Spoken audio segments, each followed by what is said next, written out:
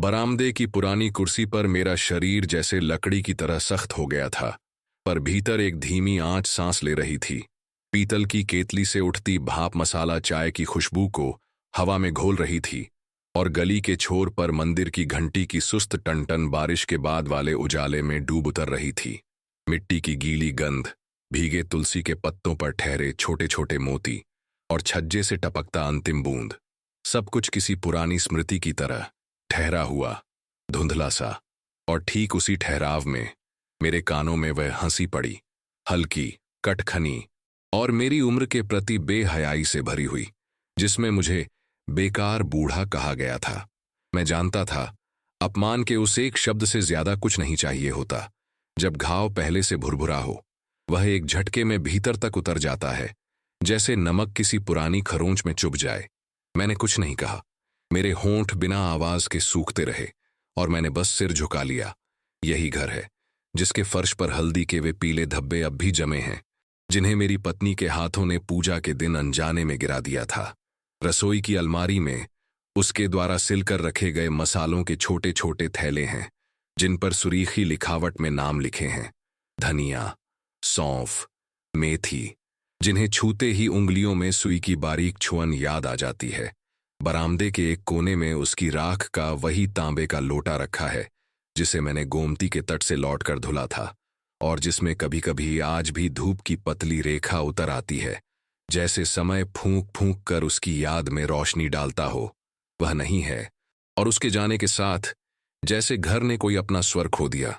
पर दीवारें अब भी उसके हनुमान चालीसा के पन्नों से चिन्हित हैं, जहां उसने छोटे छोटे कागज के टुकड़ों से गाय के घी की लौ को ढांपा था, ताकि काजल कम चढ़े। मैं जब उन निशानों को देखता हूं तो मुझे लगता है एक घर तब भी घर बना रहता है जब उसमें लोग बदल जाते हैं। पर एक सच्चाई यह भी है कि लोग जब बदलते हैं तो घर भी अपनी गर्माहट का कुछ हिस्सा खो देता है। आज सुबह की हल्की धूप, बारिश के बाद की उस साफ धुली बयार के बीच मैं बरामदे की ओर से अंदर गया था। कदमों की ध्वनि उस नीम की छांव से निकलकर दालान में फैलती चली गई। अलमारी के ऊपरी खाने में पुराना लोहे का बक्सा रखा है। उस पर उजाले में समय की तरह जमा धूल की परत दिखाई देती है। कुंडी उठाते ही वह धीमी कर्कश ध्वनि करता है, मानो वर्षों से बंद पड़े किसी राज का गला साफ कर रहा हो। और उसी बक्से में कपड़ों की तहों और कुछ पीले पड़ चुके कागजों के बीच वह फाइल रखी है, जिस पर मेरे हाथों की चिकनाई से पड़ा हल्का सा चमकता निशान अब भी बताता है कि उसे मैंने कितनी बार छूकर यह परखा है कि सब ठीक ठाक है। उस फाइल के भीतर एक एक पन्ना, नोटरी की मुहर, रजिस्ट्रार का ठप्पा और काला नीला स्याही का वह नाम, मेरा, जो अब भी इस घर की दीवारों की तरह स्थिर है। यह ज्ञान मेरे भीतर एक ठंडी नदी की तरह बहता रहता है, शांत पर गहरी। और जब कोई मुझे बेकार बूढ़ा कहकर हंस देता है तो उसी नदी के तल में पड़ा पत्थर ठोड्ढा खिसक जाता है, और पानी में एक धीमी पर शक्तिशाली लहर उठती है। मेरे पैर आजकल पहले के जैसे चुस्त नहीं रहे।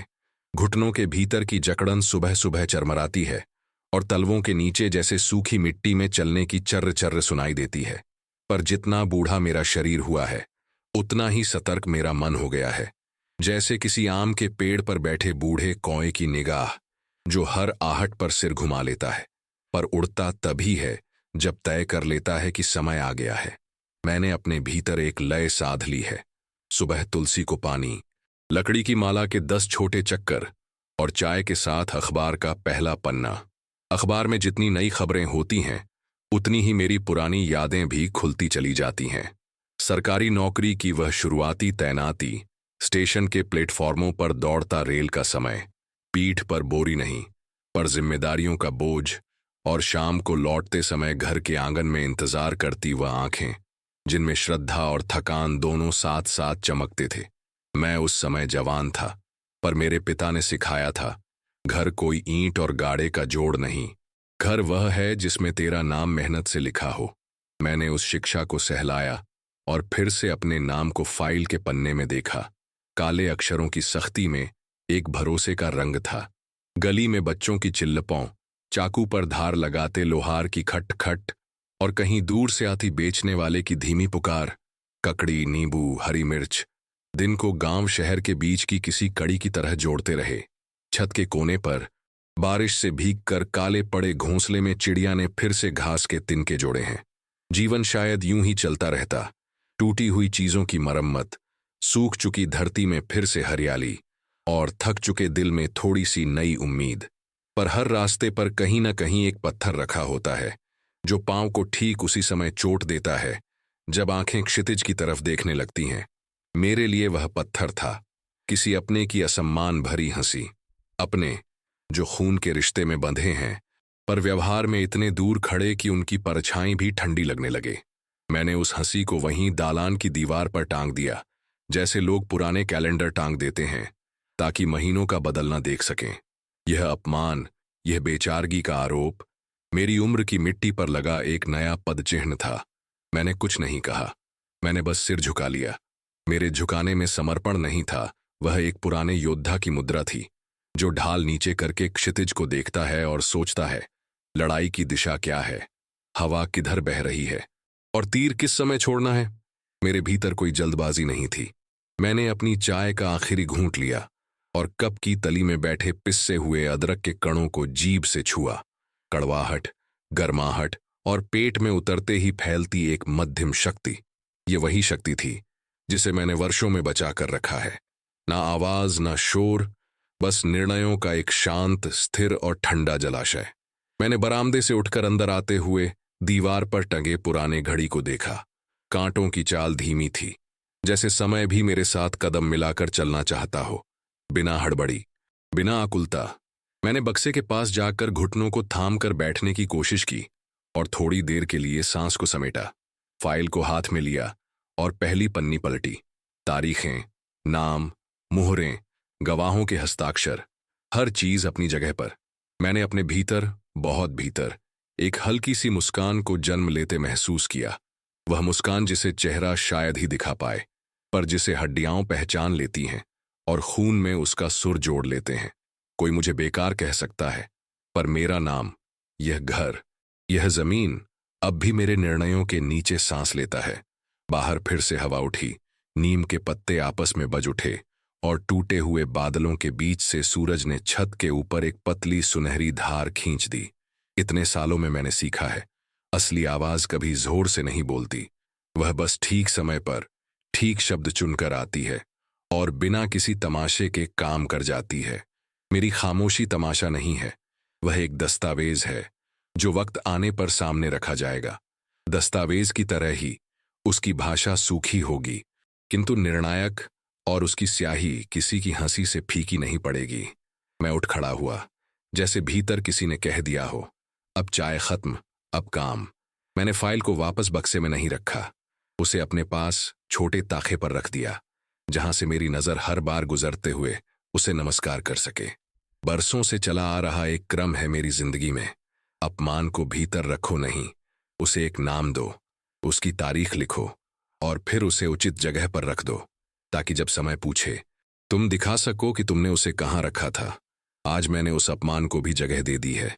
वही ताखा, उसी फाइल के पास, मेरे नाम के ठीक ऊपर। मेरा शरीर बूढ़ा है, पर मेरी स्मृति वह रजिस्टर है जिसमें पन्ना कभी फाड़ा नहीं जाता। मैं जानता हूं कब क्या करना है, और मैं यह भी जानता हूं कब कुछ नहीं कहना है। मैंने कुछ नहीं कहा, मैंने बस सिर झुका लिया, पर झुके हुए सिर के भीतर एक ऐसी रेखा खींच चुकी है जिसे सिर्फ मेरा दिल देख सकता है। सीधी, साफ और उस दिन तक के लिए स्थिर, जब यह घर उसी नाम की तरह बोलेगा जो उसके कागजों पर लिखा है। मैं बरामदे में वापस आया। चाय खत्म हो चुकी थी, धूप थोड़ी तेज हो गई थी, बच्चों की आवाजें अब दूर खिसक गई थीं और मंदिर की घंटी किसी दूसरे समय में बजती हुई सी लगी। मैंने अपने पैर की सूजन पर हाथ फेरा और उंगलियों से तलवों की ऐंठन को हल्का किया। एक उम्र के बाद दर्द भी साथी बन जाता है। वह जानकारी देता है कि शरीर अब भी है, कि जीवन अब भी है और कि निर्णय अभी भी संभव हैं। उस निर्णय की पहली पंक्ति आज लिख दी गई है, बिना आवाज, बिना मुकाबले। मैं इंतजार नहीं कर रहा, मैं बस समय को उसकी चाल से चलने दे रहा हूं। जो हंसी आज किसी अपनी ने मेरे हिस्से बांटी है, उसे मैंने उसी ताखे पर रख दिया है जहां से एक दिन वापसी की पर्ची निकलेगी, काले अक्षरों में ठप्पे के साथ, और उस हस्ताक्षर के नीचे जो अब भी मेरे हाथ का है। कभी कभी सीलन लगी दीवारें सबसे अच्छी बातें कहती हैं। वे बताती हैं कि नमी आती जाती रहती है, पर ईंट अपने जोड़ नहीं भूलती। मेरे अंदर की दीवारें भी ऐसी ही हैं, सीलन लगी पर ठहरी हुई। मैं जानता हूं, इस घर के भीतर जो हवा घूम रही है वह मेरी पत्नी की आखिरी सांसों की तरह कोमल है, और उसी कोमलता से मैंने अपने नाम के नीचे एक अदृश्य रेखा खींच दी है। यह घर अब भी मेरे नाम है। यह बात किसी शोर के साथ नहीं निकलेगी। यह बात अपने समय पर बस सामने आ जाएगी, जैसे बरसात के बाद धूप अचानक बगीचे के सबसे अंत में उगी तुलसी पर टिक जाती है और कहती है, मैं यहीं थी, बस बादलों के पीछे। आज का दिन यहीं खत्म नहीं हुआ है, पर आज की बात खत्म हो गई है। मैंने बाहर देखते हुए नीम की पत्तियों के बीच से गुजरते उजाले में वही शांति देखी जो मेरी नसों में धीरे धीरे फैल रही थी। जो लोग समझते हैं कि मेरी उम्र ने मुझे बेकार बना दिया है, वे भूल रहे हैं कि उम्र दरअसल हिसाब रखने की सबसे पुरानी कला है। और मैं एक हिसाब आज से लिखना शुरू कर चुका हूं। हिसाब सम्मान का, घर का और अपने नाम के उस वजन का जिसे किसी की हंसी कम नहीं कर सकती।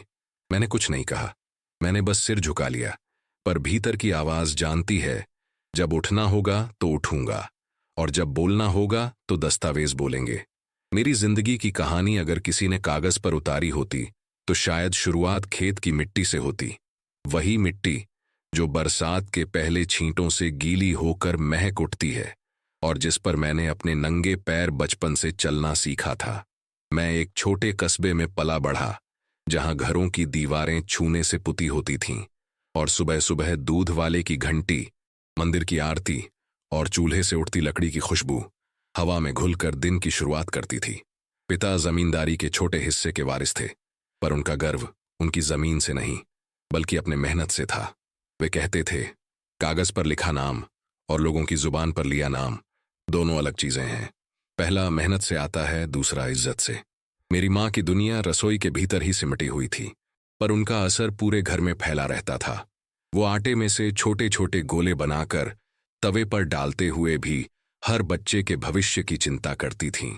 उन्होंने मुझे यह सिखाया कि अपनी जरूरतें कम रखो ताकि दूसरों की मदद कर सको। यह बात मेरे खून में उतर गई थी, और शायद इसी वजह से मैं कभी किसी के सामने मदद मांगना पसंद नहीं करता, यहां तक कि अपने अपनों से भी नहीं। मेरे बचपन में रिश्तों की परिभाषा अलग थी। पड़ोसी का बच्चा भी भाई जैसा होता और मोहल्ले की हर औरत किसी की चाची या मौसी। तीज त्योहार पर हर घर के दरवाजे खुले रहते और सब एक दूसरे के सुख दुख में शामिल होते। पर वक्त बदलने के साथ साथ लोगों की सोच भी बदल गई। अब रिश्तों में मिठास कम और हिसाब किताब ज्यादा आ गया है। मैंने जवानी में कस्बे से निकलकर शहर की राह पकड़ी ताकि घर की हालत सुधारी जा सके। पढ़ाई पूरी करने के बाद मुझे सरकारी नौकरी मिली, रेलवे में क्लर्क के तौर पर। वह समय आसान नहीं था। सुबह 7 बजे तक स्टेशन पहुंचने के लिए अंधेरे में घर से निकलना पड़ता और रात को थका हारा लौटना। तनख्वाह कम थी, लेकिन उसके पीछे छिपी मेहनत ने मुझे सिखाया कि छोटी सी कमाई भी घर की नींव मजबूत कर सकती है अगर सही जगह लगाई जाए। वहीं शहर में मेरी मुलाकात हुई मेरी पत्नी से, एक सादी लेकिन आत्मसम्मान से भरी हुई औरत। उसके साथ जीवन में सुकून आया और हमने मिलकर सपने देखने शुरू किए। हमारा सबसे बड़ा सपना था अपना एक घर। किराए के मकानों की अनिश्चितता और मकान मालिकों की तिरछी निगाहों ने हमें यह एहसास दिला दिया था कि अपने नाम का घर होना सिर्फ आराम नहीं बल्कि इज्जत का सवाल है। सालों की बचत, त्योहारों पर खर्च कम करना और ओवरटाइम की ड्यूटी, इन्हीं सब के बीच हमने पैसा जोड़ा। जब आखिरकार एक पुराने लेकिन मजबूत घर को खरीदने का मौका मिला तो हमने बिना देर किए उसे ले लिया। वह घर टूटी फूटी दीवारों और चरमराते दरवाजों के बावजूद हमारे लिए महल जैसा था। मेरी पत्नी ने अपने हाथों से उसकी मरम्मत शुरू की। नए पर्दे, दीवारों पर छूना, रसोई में लकड़ी की अलमारियां। घर धीरे धीरे एक पहचान लेने लगा, हमारी पहचान। मैंने हमेशा यह सोचा था कि यह घर मेरे बच्चों के लिए एक सुरक्षित छत बनेगा ताकि उन्हें किराए के घरों की चिंता न हो। पर जो मैंने सोचा वह शायद एक तरफा ख्वाब था। समय बीता, बच्चे बड़े हुए और उनकी दुनिया में मेरी जगह बदलने लगी। जिन आंगनों में कभी उनकी हंसी गूंजती थी, वहां अब उनकी आवाजें कम सुनाई देती थीं। वे अपनी जिंदगी में व्यस्त हो गए और मेरे साथ उनका रिश्ता सिर्फ औपचारिक रह गया। पत्नी के जाने के बाद यह बदलाव और तेज हो गया। घर में अकेलापन दीवारों से रिसने लगा। तब मैंने पहली बार महसूस किया कि बूढ़ा होना सिर्फ शरीर की कमजोरी नहीं, बल्कि रिश्तों का धीरे धीरे फीका पड़ना भी है। रिश्तेदार अब सिर्फ जरूरत पड़ने पर आते, और तब भी उनकी नजर घर के कोनों पर घूमती, जैसे वे उसका आकार नाप रहे हों। इसी बीच मेरा भतीजा, जो कभी मेरी गोद में खेला करता था, अक्सर घर आने लगा। शुरुआत में उसकी बातें मीठी थीं। चाचा, कैसे हो? दवाई समय पर ले रहे हो ना? लेकिन धीरे धीरे उसकी नजरें घर की चीजों पर टिकने लगीं। वह इशारों इशारों में यह जताने लगा कि अब मुझे अकेले इतने बड़े घर की जरूरत नहीं। मैं उसकी नीयत को समझ रहा था, लेकिन चुप था। चुप इसलिए नहीं कि मुझे डर था, बल्कि इसलिए कि मैंने सीखा है, जल्दबाजी में बोला गया सच कभी कभी अपने असर को खो देता है। मेरी चुप्पी को शायद उसने कमजोरी समझ लिया। उसके आने जाने के बीच कभी कभी बाकी रिश्तेदार भी आते और लिविंग रूम में बैठकर ऐसे बातें करते जैसे घर पहले से उनका हो। मैं रसोई में बैठा उनकी आवाजें सुनता और हर बार अपने भीतर यह दोहराता, कागज अब भी मेरे पास हैं। एक दिन जब वह बरामदे में खड़ा होकर अपनी ही दुनिया के किस्से सुना रहा था, उसने वह हंसी छोड़ी, तेज, ताना मारती हुई, और मुझे बेकार बूढ़ा कहा। उसके लिए यह बस एक मजाक हो सकता था, पर मेरे लिए यह एक लकीर थी जिसके उस पार रिश्ते बदल जाते हैं। मुझे मेरे पिता की बात याद आई, इज्जत छीनी नहीं जाती, धीरे धीरे खोदी जाती है। और उस दिन मैंने महसूस किया कि वे सालों से मेरे चारों ओर खड्डा खोद रहे हैं। उस अपमान के बाद मैं देर तक बरामदे में बैठा रहा। नीम के पत्तों से छनकर आती धूप में धूल के छोटे छोटे कण तैर रहे थे। हर कण जैसे मुझे एक कहानी सुना रहा था। मेरी मेहनत, मेरा संघर्ष, मेरी चुप्पी। मैंने फाइल के बारे में सोचा, जो मेरे कमरे में बक्से में रखी है। उसमें सिर्फ कागज नहीं, बल्कि मेरी जिंदगी की कमाई, मेरी पत्नी का सपना और मेरे नाम की वह स्याही है जो अब भी गीली महसूस होती है। मैं जानता था समय बदल चुका है और रिश्तों का रंग हल्का पड़ चुका है, लेकिन मैंने यह भी जाना कि कभी कभी इंसान को अपनी ताकत दिखाने के लिए आवाज उठाने की जरूरत नहीं होती, बस सही समय का इंतजार करना होता है। मेरी कहानी अभी शुरू हुई थी और मुझे पता था कि आने वाले दिनों में यह घर फिर से बोलेगा, मेरे नाम के साथ। बरसात का मौसम ढल रहा था, लेकिन हवा में अब भी नमी थी। घर के आंगन में काई की परत जम गई थी और बरामदे के कोनों में पानी के छोटे छोटे गड्ढे ठहरे थे। मैं हर सुबह लकड़ी की छड़ी लेकर आंगन के चक्कर लगाता, धीरे धीरे कदम रखते हुए, ताकि पैर फिसले नहीं। बाहर की सड़क पर लोग अपनी अपनी जिंदगी की जल्दी में भागते थे, पर मेरा हर कदम समय को नापता था, धीमा मगर स्थिर। इन्हीं दिनों भतीजे का आना जाना और बढ़ गया। वह अब अकेला नहीं आता, कभी पत्नी के साथ, कभी किसी दोस्त को साथ लाकर। शुरुआत में वह औपचारिक बातें करता, चाचा, घर की देखभाल मुश्किल हो रही होगी, हमें बता देना, हम संभाल लेंगे। पर हर वाक्य में एक छिपा हुआ प्रस्ताव होता, जैसे कोई दरवाजा आधा खुला छोड़ दे ताकि अंदर घुसने का मौका बना रहे। एक दिन वह और उसकी पत्नी आए और लिविंग रूम में बैठकर जोर जोर से बातें करने लगे। मैं रसोई में था, लेकिन उनकी आवाजें साफ सुनाई दे रही थीं। उसकी पत्नी कह रही थी, इतना बड़ा घर बस एक बूढ़े के लिए, क्या फायदा, बेच दो, शहर में फ्लैट ले लो। उसके लहजे में दया नहीं, बल्कि हिसाब किताब था। मैं चुप रहा, मैंने कुछ नहीं कहा। मैंने बस सिर झुका लिया, चाय का पानी चढ़ाया और अदरक को धीमे धीमे कूटने लगा। इसके बाद ऐसे कई मौके आए जब उन्होंने सीधे सीधे संकेत देने शुरू कर दिए। कभी कहते, चाचा, यहां की देखभाल के लिए तो नौकर रखना पड़ेगा, खर्चा बढ़ेगा। तो कभी, इतना पुराना घर है, कब तक टिकेगा। मुझे उनके शब्दों के पीछे छिपी बेचैनी साफ महसूस होती थी। वे चाहते थे कि मैं मान जाऊं, घर उनके हाथ में दे दूं या बेच दूं ताकि वे हिस्सा ले सकें। धीरे धीरे बाकी रिश्तेदार भी उनके पक्ष में बातें करने लगे। कोई फोन करता, अकेले इतने बड़े घर में क्या करोगे? तो कोई मिलने आकर दीवारों की दरारों पर उंगली रखकर कहता, अब तो मरम्मत का समय आ गया है। ये सब सुनकर मेरे भीतर एक ठंडी आग जलती रहती। ये घर सिर्फ दीवार और छत का ढांचा नहीं था, इसमें मेरी पत्नी की हंसी, मेरे बच्चों के पहले कदम और मेरे पिता का आशीर्वाद बसता था। एक शाम जब मैं बरामदे में बैठा नीम के पेड़ को देख रहा था, भतीजा फिर आया। इस बार उसके हाथ में कुछ कागज थे। उसने उन्हें मेज पर रखा और कहने लगा, यहाँ पास में एक ब्रोकर है, वह अच्छा दाम दे रहा है, आप साइन कर दीजिए, सब आसान हो जाएगा। मैंने उसकी आंखों में देखा, कोई झिझक नहीं, कोई शर्म नहीं, बस एक उम्मीद कि मैं थक चुका हूं और अब विरोध नहीं करूंगा।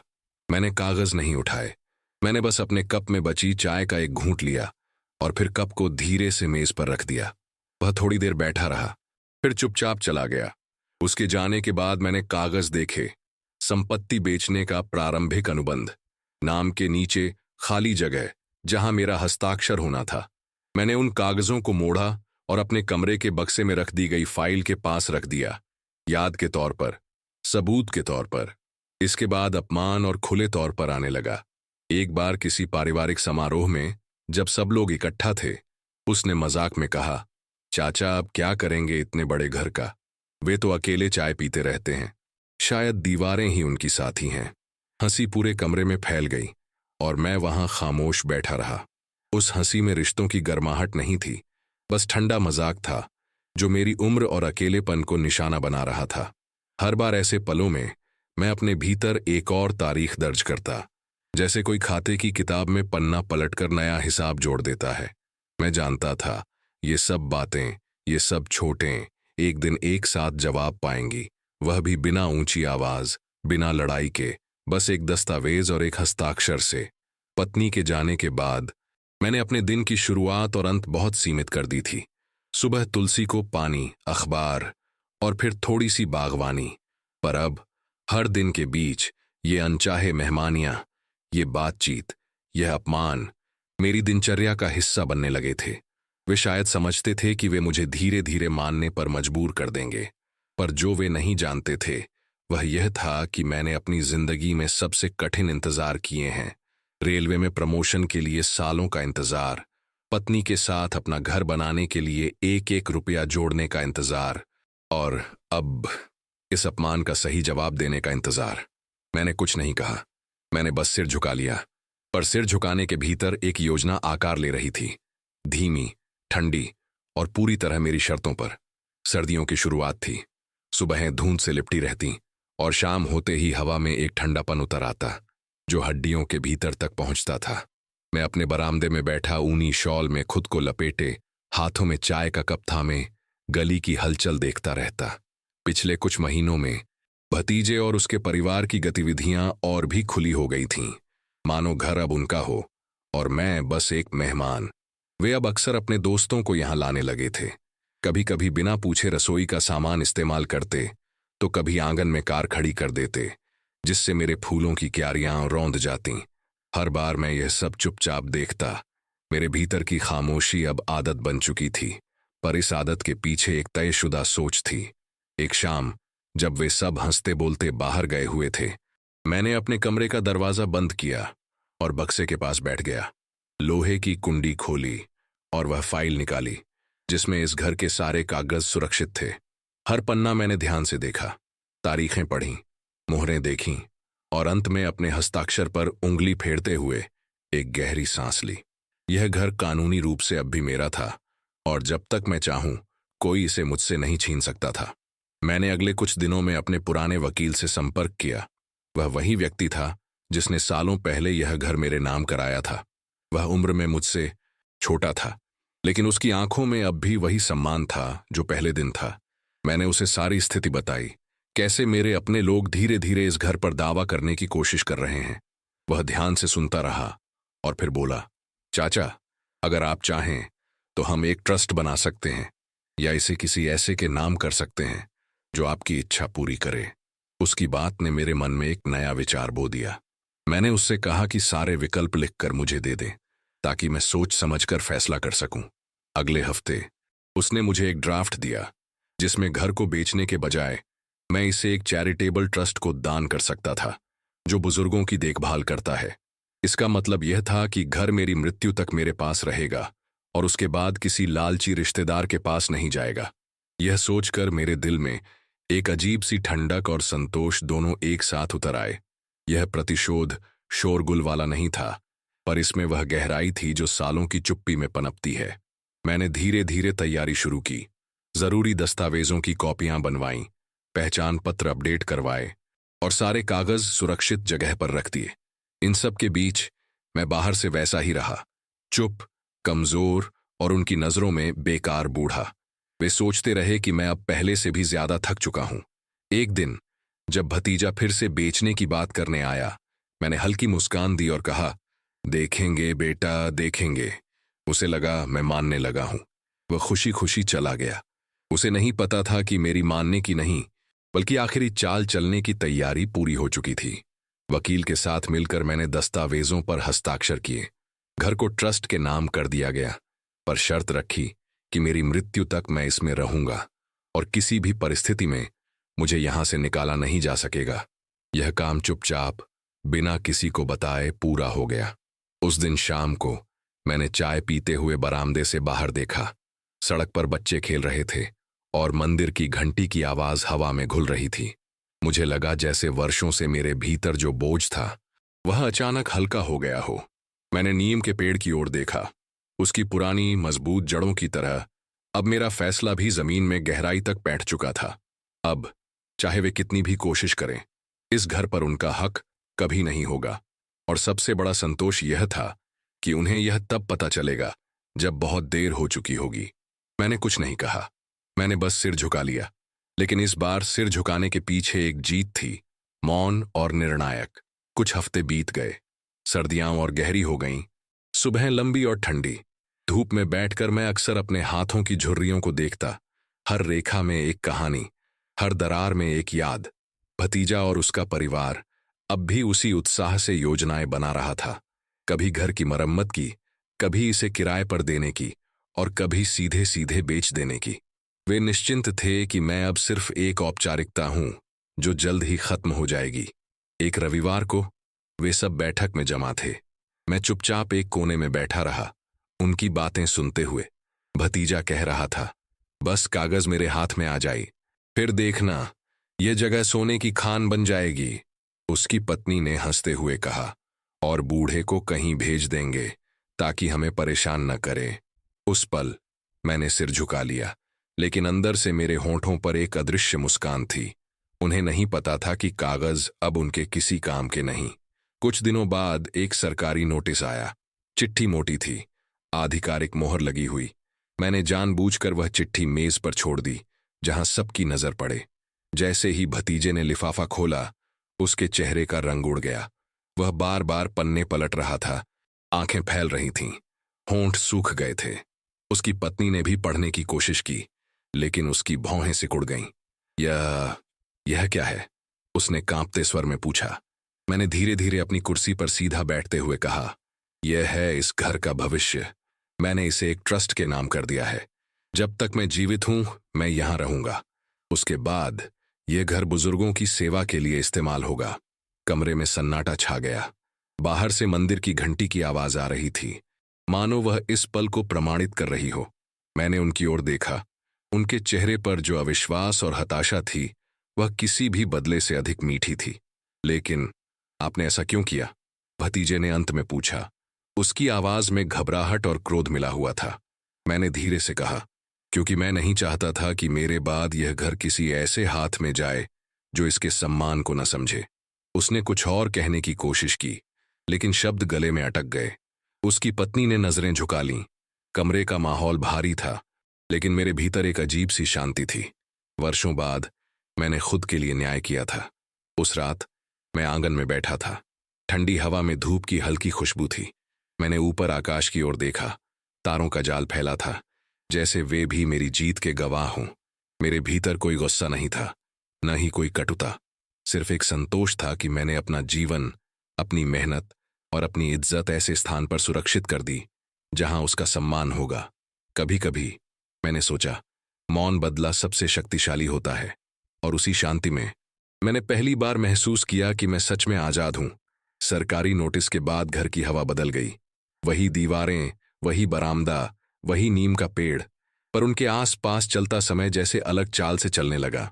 सुबह की आरती की घंटी पहले जैसी ही थी, पर उसकी ध्वनि मेरी छाती में गहराई तक उतरती। जैसे कोई परत हटती जाती हो। मैंने महसूस किया कि वर्षों से भीतर जमा अपमान के महीन कण अब धीरे धीरे बाहर उड़ रहे हैं और उनके स्थान पर एक थिर सन्नाटा जम रहा है। मापी हुई, समझदार शांति। भतीजा आने से कतराने लगा। आता भी तो कदमों में वह उछाल नहीं रहती जिसके सहारे वह पहले लिविंग रूम की आवाज बन जाता था। अब उसके पांव बरामदे पर थम जाते, फिर भीतर एक औपचारिक नमस्ते की तरह से आकर कुर्सी पर बैठते और जल्द ही किसी बहाने से उठ जाते। उसकी पत्नी ने रसोई की राह लगभग छोड़ दी। जिस अलमारी पर कभी उसकी आंखें खूब टिकती थीं, दालचीनी के कांच के जार, हल्दी की पोटली, लोहे की कड़ाही पर जमी लंबे उपयोग की चमक, उस पर अब अजनबीपन की धूल बैठ गई। घर की वस्तुओं ने जैसे खुद तय कर लिया कि वे अब किसी और की नजर से नहीं, मेरे अतीत और मेरी आदतों से ही पहचानी जाएंगी। पड़ोस में बात फैलने में देर नहीं लगी। गली के मोड़ पर पान वाले के यहां खबरें आती जाती रहीं कि मैंने घर किसी ट्रस्ट के नाम कर दिया है, कि अब यह जगह मेरे बाद बुजुर्गों के काम आएगी, कि मैंने रिश्तों को कागज की भाषा में मात दे दी है। कुछ ने मेरी पीठ पीछे तारीफ की, कुछ ने कहा यह हठ है, कुछ ने धीमे सुर में पूछा क्या मुझे अपने ही खून पर विश्वास नहीं रहा। मैं सुनता नहीं था, पर हवा अपने साथ थोड़ी थोड़ी बातें ले आती। सुनता तो भी चुप रहता। मैंने कुछ नहीं कहा, मैंने बस सिर झुका लिया। भीतर जो उत्तर था वह सामने वाले की समझ से परे था। वह उस उम्र की भाषा थी जिसमें आदमी अपना हिसाब खुद लिखना सीख जाता है। कुछ पुराने साथी मिलने आए, रेलवे वाले दिन की यादें लिए। उनके चेहरे पर दबी मुस्कान थी, जैसे वे मेरी चुप्पी के भीतर की ध्वनि पढ़ पा रहे हों। उन्होंने मुझे देर तक देखा, फर्श पर पसरे उजाले के टुकड़ों को देखा, फिर बिना पूछे बरामदे की कुर्सी ठीक कर दी जिसकी एक टांग हल्की डगमगाती थी। उनकी चुपचाप की गई मदद मुझे बहुत दूर तक गर्म रखती है। सच्चे रिश्ते यही होते हैं जिन्हें बताना नहीं पड़ता कि वे तुम्हारे साथ हैं। गांव के मंदिर ट्रस्ट के एक स्वयंसेवक ने भी दस्तक दी। वह पतली मुस्कान वाला, धूप से तपे चेहरे का युवक था जिसे लोगों का ख्याल रखने की आदत थी। उसने कोई शाबाशी नहीं दी, कोई उच्च विचार नहीं सुनाए, बस बोला कि वे मेरे रहते रहते इस घर का नक्शा देखना चाहेंगे ताकि मेरे जाने के बाद बुजुर्गों के लिए कमरे और आंगन की व्यवस्था सोच सकें। खुला बरामदा, धूप का चौकोर टुकड़ा और बरसात में सूखा गलियारा। उसने यह भी कहा कि अगर मैं चाहूं तो अपनी पत्नी की याद में तुलसी का चौथरा वहीं रहेगा और शाम को हनुमान चालीसा की वही धीमी कंठस्वर धारा फिर उठेगी, किसी और के गले से, पर उसी श्रद्धा के साथ। उसका कह जाना मेरे लिए आश्वासन था कि घर सिर्फ एक संपत्ति नहीं, एक क्रम भी होता है, और क्रम वहीं टिकता है जिसमें बूढ़ों की सांसों के लिए जगह छोड़ी जाती है। मेरे बच्चों का हाल अपने शहरों में था। वे दूर थे, अपने अपने काम में डूबे। फोन पर उनकी आवाजें नरम थीं, औपचारिकता, व्यस्तता, हल्की सी चिंता और जल्दी जल्दी खत्म होती बातचीत। मैंने उन्हें कुछ बताया नहीं। जो करना था कर चुका था। पिता का काम यही होता है कि वह अपने लोगों का रास्ता आसान करे। कभी कभी यह आसान बनाना पीछे हटकर भी होता है। मैंने पीछे हटकर उनके हिस्से की स्वतंत्रता उनसे छीनने के बजाय उन्हें सौंप दी। उन्हें घर नहीं दिया, पर उन्हें मेरी परछाई से आजादी दे दी ताकि वे अपने शहरों में केवल मेरे नाम की गर्माहट लेकर चलें, मेरे निर्णय की दीवारों का बोझ नहीं। दिनचर्या अब और बारीक हो गई। सुबह तुलसी को पानी देने से पहले मैं बरामदे की फर्श पर झाड़ू लगाता, गिरे हुए नीम पत्तों को एक ढेर में समेटकर मिट्टी के कोने में टिकाता। यह छोटा सा कर्म मेरे भीतर व्यवस्था की लौ जलाए रखता। फिर चाय, फिर अखबार, जिसके पहले पन्ने पर अब देश के शोर की खबरें होतीं, कहीं बारिश, कहीं घाटे, कहीं राजनीति, और मैं उसी समय अपने भीतर के छोटे से देश का हिसाब लगाता। आज कितनी शांति, कितनी पीड़ा, कितनी स्मृति और कितनी कृतज्ञता। अक्सर पन्ना मोड़ते समय उंगलियों पर स्याही लग जाती। मैं उसे अंगूठे से रगड़कर मिटाता और सोचता, स्याही जितनी पुरानी, शब्द उतने स्थायी। मेरे कागज भी ऐसी ही स्याही में लिखे हैं। स्थायित्व उनकी सच्चाई से आता है, मेरे गुस्से से नहीं। कभी कभी भतीजे की आंखों में मैंने खोज देखी, जैसे वह अब भी कोई गली ढूंढ रहा हो जिससे मनचाहे नतीजे तक पहुंचा जा सके। पर कागज सिर्फ गोश्त और लहू से नहीं, समय और प्रक्रिया से भी बनते हैं। वह जो समझ नहीं पाया वह यह कि मेरा निर्णय उसके खिलाफ नहीं था। वह उस आदत के खिलाफ था जिसमें बूढ़ों को वस्तु माना जाता है, चलती फिरती औपचारिकता। मेरे लिए यह प्रतिघोष था कि उम्र आवाज खोना नहीं, अर्थ होना है, और अर्थ तब सबसे ज्यादा स्पष्ट होता है जब शब्द कम हो। बाजार जाते समय अब मैं छोटे रास्ते लेता, जहां कारीगरों की दुकानों से उबलती चाय की भाप मिलती, जहां लोहे की हथौड़ी की ठक ठक लय बनाती, और जहां पीठ पर गठरी उठाए आदमी की चाल मुझे अपनी जवानी की याद दिलाती। सब्जी वाले के तराजू पर भिंडी के हरे डंठल, टमाटर के लाल गाल और आलू की मिट्टी, ये सब रंग मेरे भीतर दिन का संतुलन बनाते। लौटकर रसोई में कटते कूटते समय मैं अपने ही हाथों की लय सुनता। पत्नी नहीं है, पर उसकी तहजीब अब भी रसोई में बसी है। भोजन से पहले फर्श पर पानी की पतली रेखा, चूल्हे के पास तुलसी की पत्ती, और परोसते समय थोड़ा सा घी, जैसे थकान के माथे पर हथेली। कभी कभार शाम के झुटपुटे में मैं घर की सीमा दीवार के साथ टहलता, उंगलियों से खुरदुरा प्लास्टर छूता, छोटे छोटे छिद्रों में जमी धूल को महसूस करता।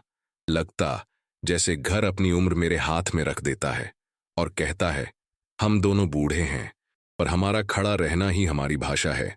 इन टोहों के बीच मुझे वह दिन याद आता जब मैंने पहली बार इस घर की चौखट लांघी थी। पत्नी के पांव में हल्दी का रंग, दरवाजे पर बंधी आम्र पल्लव की माला, और भीतर दाखिल होते ही आंखों में चुभती धूप की धार। तब लगा था घर बन गया। आज लगता है घर समझ में आया। ट्रस्ट के लोग महीने में एक बार आकर हालचाल पूछ जाते। वे नक्शे पर रेखाएं बनाते, यहां धूप का कोना, यहां छाह का बिस्तर, यहां वह दीवार जहां यादों की तस्वीरें टंगी रहेंगी। उन्होंने पूछा कि क्या मैं चाहूंगा कि पत्नी की राख वाला तांबे का लौटा एक छोटे कांच के अलमारी में रहे, ताकि जो आए वह जान सके कि इस घर को एक स्त्री की उपस्थिति ने आकार दिया था। मैं देर तक कुछ सोचता रहा, फिर सिर हिलाया। स्मृति का सबसे अच्छा स्थान वह होता है जहां भविष्य सम्मान से गुजर सके। मैंने कुछ नहीं कहा, पर आंखों के किनारे की नमी ने जवाब दे दिया। धीरे धीरे रिश्तेदारों की आवाजाही कम हो गई। जिन पैरों में पहले अधिकार की खनक थी, उनमें अब संकोच की ध्वनि थी। त्योहार आए, दिवाली की रात आंचल में समेटी दियों की लौ, और मेरे आंगन में सजे 4-6 दिए, जिनकी लौ नीम की छाया में कांपती रही। मिठाई का डिब्बा पड़ोसी ने पकड़ा दिया, उनकी पत्नी के हाथ की बनी बूंदी की लड्डू। मैंने बदले में उन्हें घर का पुराना पीतल का दिया चमका कर दे दिया। कहा नहीं कि यह मेरी तरफ से धन्यवाद है, बस उनकी हथेली में रखा और मुस्कुरा दिया। उनके जाने के बाद दियों की लौ के पास बैठकर मैंने महसूस किया, आदर दिखाने के इतने तरीके होते हैं कि किसी एक को शब्द देने की जरूरत नहीं। एक बार बहुत महीनों बाद भतीजा अकेला आया। उसने कुछ नहीं मांगा, कुछ नहीं सुझाया, बस बरामदे की कुर्सी पर बैठा रहा और थोड़ी देर बाद उठकर चला गया। जाते जाते उसके कदमों की चाल में वह स्फूर्ति नहीं थी जो जीत की चाह में होती है। वह एक साधारण इंसान की चाल थी। थोड़ा सा पछतावा, थोड़ा सा अहं का उतार, और थोड़ा सा समय की स्वीकारोक्ति। मैंने उसके पीछे देखा। नीम के पत्ते हिले, धूप जमीन पर गिरकर टूटी। उस टूटे उजाले में मुझे एक बात साफ दिखी। कभी कभी न्याय का अर्थ सिर्फ यह होता है कि हर व्यक्ति अपने अपने हिस्से के समय के सामने खड़ा हो जाए। उस रात नींद गहरी आई। स्वप्न में पत्नी की बिंदी की लाल बूंद सामने तैरती रही। न बढ़ाई, न शिकायत, बस वह पुराना सुकून जिसमें हम दोनों ने अपना घर जोड़ा था। सुबह उठकर मैंने तय किया कि अब से सप्ताह में एक दिन पड़ोस के किसी बूढ़े के पास जाऊंगा। उसके साथ चाय पीऊंगा, अखबार बांटूंगा और उसकी बात सुनूंगा। प्रतिशोध वहां पूरा हो चुका था, अब शेष था अर्थ को बांटना। घर का भविष्य तय हो चुका है, अब वर्तमान को भी कोई शह मिलनी चाहिए। वह शह जो संगति देती है, जो बताती है कि बूढ़ा होना किनारों पर फेंका जाना नहीं, केंद्र को शांत रखना है। मैं बरामदे की चौखट पर झुका, उंगलियों से लकड़ी के दानों की लकीरें महसूस की। समय की धमनियां, दूर किसी आहट पर नीम के पत्ते धीरे धीरे बजे। मैंने भीतर से फाइल निकाली, उसके ऊपर हथेली रखी, जैसे किसी प्रिय के माथे पर। स्याही सूख चुकी है, निर्णय नहीं। मैंने आंखें मूंद कर धीमे स्वर में अपने भीतर कहा, जो होना था हो चुका। अब जो होगा वह इसी शांति से फैलता जाएगा, दीवारों पर, आंगन में, और उन पैरों में भी जो मेरे बाद इस घर की चौखट लांघेंगे। मैंने कुछ नहीं कहा, मैंने बस सिर झुका लिया, पर इस बार वह झुकाव प्रणाम था, किसी अदृश्य समानता को। और जब सिर उठाया तो शाम की धूप ठीक उसी तरह फर्श पर पड़ी थी जैसे बरसों पहले किसी अमंगल के बाद पहली मंगल आरती के दिन पड़ी थी, पीली, शांत और भरोसे की एक पतली रेखा की तरह। दिन बीतते बीतते अब मौसम भी बदलने लगा था। बरसात की नमी दीवारों में चुपचाप घुस रही थी और नीम की पत्तियां भारी होकर जमीन पर गिरती थीं। सुबह की चाय का स्वाद भी थोड़ा बदल गया था, जैसे भाप में कोई पुरानी याद घुलकर बैठ गई हो। मैं जब बरामदे में बैठता तो हवा में हल्की सी ठंडक और भीतर गहरा सन्नाटा महसूस होता। यही सन्नाटा अब मेरा साथी बन चुका था। भतीजे का आना लगभग बंद हो गया। वह महीनों तक नजर नहीं आता, और जब आता भी तो उसकी आंखें घर के किसी कोने को नहीं बल्कि जमीन को देखतीं। पहले की तरह ऊंची आवाज में बातें करने का आत्मविश्वास अब नहीं था। वह कुछ देर खड़ा रहता, औपचारिकता निभाता और चला जाता। मैंने कभी कुछ नहीं कहा, ना उसके आने पर न जाने पर। बस उसकी पीठ को देखते हुए सोचता, समय से बड़ा शिक्षक कोई नहीं। पड़ोसी अब मुझे एक अलग नजर से देखते थे। जो लोग पहले मेरी चुप्पी को कमजोरी मानते थे, अब वही उसे गहरी समझ कहने लगे थे। कभी कभी चौपाल पर कोई बुजुर्ग मुझे इशारों में कह देता, आपने ठीक किया भाई साहब। जो इज्जत नहीं समझता उसे जिम्मेदारी भी नहीं मिलनी चाहिए। मैं बस हल्की सी मुस्कान देता, क्योंकि मुझे अब किसी से प्रमाण पत्र नहीं चाहिए था। मेरी जीत, अगर उसे जीत कहना भी हो, तो वह भीतर की थी, कागजों और कानून की नहीं, आत्मा की शांति की थी। ट्रस्ट के लोग भी अब हर 15-20 दिन में आ जाते। वे घर की दीवारें नापते, बरामदे का माप लेते और बुजुर्गों के लिए भविष्य के नक्शे में बदलाव करते। एक दिन उन्होंने मुझे बैठाकर पूछा, क्या आप चाहेंगे कि आपके कमरे को भी जिस का तस रखा जाए, ताकि आने वाले बुजुर्ग जाने कि इस घर का पहला संरक्षक कौन था? मैंने थोड़ी देर खामोश रहकर सिर हिला दिया। मैंने सोचा, यह कमरा सिर्फ ईंट पत्थर नहीं है, इसमें मेरे जीवन के 50 साल सांस लेते हैं। अगर कोई आए और यहां बैठे तो शायद वह भी महसूस कर सके कि बूढ़ा होना अंत नहीं, बल्कि एक अनुभव का संग्रह है। समय के साथ त्योहार भी अलग लगने लगे। दिवाली पर इस बार आंगन में बस 5-6 दिए जलाए। कोई शोर शराबा नहीं, कोई बड़ी तैयारियां नहीं। फिर भी उन दियों की लौ में एक स्थिरता थी जो बड़े जश्नों में भी नहीं मिलती। लड्डू इस बार पड़ोसी की ओर से आए, गरम गरम ताजे बेसन के। मैंने बदले में अपने पुराने पीतल के बर्तन उन्हें दे दिए।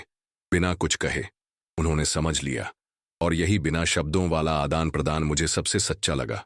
एक बार संयोग से भतीजा फिर आया। वह थका हुआ लग रहा था, शायद किसी परेशानी में। उसने इस बार कोई बहस नहीं की, कोई मांग नहीं रखी, बस बरामदे में बैठा रहा, जैसे कुछ कहना चाहता हो पर शब्द नहीं मिल रहे हों। जाते जाते उसने मेरी तरफ देखा और एक पल के लिए आंखों में पछतावे की झलक आई। वह झलक मेरे लिए किसी भी माफी से ज्यादा थी। मैंने कुछ नहीं कहा, सिर झुकाकर बस मन ही मन सोचा, हर आदमी को अपनी गलती का आईना खुद देखना पड़ता है। मेरी दिनचर्या अब पूरी तरह सरल हो चुकी थी। सुबह तुलसी को पानी देना, नीम की सूखी पत्तियां बुहारना और फिर चाय के साथ अखबार पढ़ना। कभी कभी पन्नों की स्याही मेरी उंगलियों पर लग जाती और मैं सोचता, मेरे जीवन के फैसले भी ऐसे ही हैं, गहरे, चिपक जाने वाले, जिन्हें समय भी पूरी तरह नहीं मिटा सकता। एक शाम जब हल्की बारिश हो रही थी, मैं बरामदे से बाहर देख रहा था। सड़क पर कीचड़, पत्तों का बहाव और दूर मंदिर से आती शंख की आवाज। इन सबके बीच अचानक मुझे लगा कि यह घर अब मुझसे भी बड़ा हो गया है। यह मेरे जीवन की सीमाओं से बाहर निकलकर एक नई भूमिका निभाने को तैयार है। और शायद यही सबसे बड़ी सच्चाई है। हम घर के मालिक नहीं होते, हम तो बस थोड़े समय के लिए उसके रक्षक होते हैं। मैंने उस रात गहरी नींद ली। सपना आया कि पत्नी रसोई में खड़ी है, चाय बना रही है और बरामदे में कोई बुजुर्ग हंसते हुए उससे हाल पूछ रहा है। शायद यही घर का भविष्य था, हंसी, चाय और गर्माहट। सुबह उठकर मैंने वही तय किया जो दिल ने कहा। अब मैं हफ्ते में एक दिन गांव के किसी अकेले बुजुर्ग के पास जाऊंगा, उनकी बातें सुनूंगा और अपने अनुभव बांटूंगा। प्रतिशोध पूरा हो चुका था, अब वक्त था साझा करने का। बरामदे की चौखट पर खड़े होकर मैंने बाहर झांका। बारिश थम चुकी थी, हवा साफ थी और नीम के पत्तों पर पानी के मोती चमक रहे थे। मैंने धीरे से फाइल पर हाथ रखा, जिसमें वो सारे कागज थे। स्याही सूख चुकी थी, पर निर्णय अब भी जीवित था। मैंने सिर झुका लिया, इस बार हार में नहीं बल्कि सम्मान में। और जब सिर उठाया तो देखा कि सूरज की एक पतली किरण दीवार पर पड़ी थी, बिल्कुल वैसे ही जैसे बरसों पहले जब इस घर में पहली बार कदम रखा था। अब समय एक अलग ही लय में बह रहा था। सुबह की पहली किरणें जब आंगन की पुरानी ईंटों पर पड़तीं तो उनकी गर्माहट मेरे पैरों तक पहुंचती। मैं लकड़ी की कुर्सी पर बैठा चाय की चुस्की लेता और सामने नीम का पेड़ हवा में धीरे धीरे झूमता। बरसों तक यह घर मेरे लिए बस एक आश्रय था, लेकिन अब यह मेरे जीवन की सबसे गहरी कहानी का साक्षी बन चुका था। भतीजे से अब बहुत कम मुलाकात होती थी। वह जब भी आता बिना नजरें मिलाए जल्दी जल्दी बातें करता और चला जाता। उसके चेहरे पर कभी कभी पछतावे की परछाई दिखती, लेकिन मैंने उसे कभी उभारा नहीं। माफी मांगना उसका काम था, माफ कर देना मेरा। और मैंने अपने दिल में यह काम बहुत पहले कर लिया था। ट्रस्ट के लोग अब घर की योजनाओं को अंतिम रूप दे रहे थे। एक दिन उन्होंने मुझे ब्लूप्रिंट दिखाया। बरामदे के बाईं ओर एक कमरा स्मृति कक्ष होगा, जहां मेरी पुरानी तस्वीरें, पत्नी की बुनाई की चादर और मेरे लिखे कुछ पुराने पत्र रखे जाएंगे। उन्होंने कहा कि यह आने वाले बुजुर्गों को याद दिलाएगा कि यह घर किसी ऐसे इंसान ने दिया जिसने अपना दर्द भी विरासत में बदल दिया। गांव में अब लोग मुझे सिर्फ नाम से नहीं बल्कि घर वाले बाबा के नाम से पहचानने लगे थे। बच्चे भी बरामदे में आकर कहानियां सुनते, मेरे बचपन की, जवान दिनों की और उन दिनों की जब संघर्ष ही मेरी सांसों का हिस्सा था। मैं उन्हें यह भी बताता कि बूढ़ा होना हार नहीं बल्कि एक लंबी लड़ाई जीत कर बैठना है। दिवाली आई तो ट्रस्ट ने पूरे घर में दिए जलाए। मैं दरवाजे पर खड़ा देख रहा था। जहां पहले अंधेरा और ठंडक थी, वहां अब रोशनी और हंसी थी। आंगन में कई बुजुर्ग बैठे थे। उनके हाथों में गरम गरम चाय के गिलास थे और उनकी आंखों में वही चमक थी जो कभी मेरी आंखों में थी जब यह घर नया था। उस रात मैं बहुत देर तक बरामदे में बैठा रहा। हवा में घी के दियों की खुशबू थी और दूर कहीं शंख की धीमी गूंज। मैंने महसूस किया कि अब यह घर सिर्फ मेरी कहानी का अंत नहीं बल्कि कई कहानियों की शुरुआत है। आधी रात के बाद जब सब सो गए, मैं अपने कमरे में गया। खिड़की से बाहर झांका तो नीम का पेड़ चांदनी में नहा रहा था। मैंने धीरे से कहा, अब मेरी ड्यूटी पूरी हुई। मेरे भीतर कोई बोझ नहीं था, कोई अधूरापन नहीं था। मैंने जीवन का सबसे कठिन सबक सीख लिया था। कभी कभी न्याय पाने का सबसे सुंदर तरीका है अपनी चोट को किसी और के लिए आसरा बना देना। और उसी शांति में मैंने आंखें बंद कर लीं। बाहर हवा नीम की पत्तियों से खेल रही थी और भीतर मेरे दिल में सुकून की लहर फैल रही थी। एक स्थायी, अडिग सुकून जो किसी भी तूफान से नहीं टूट सकता था।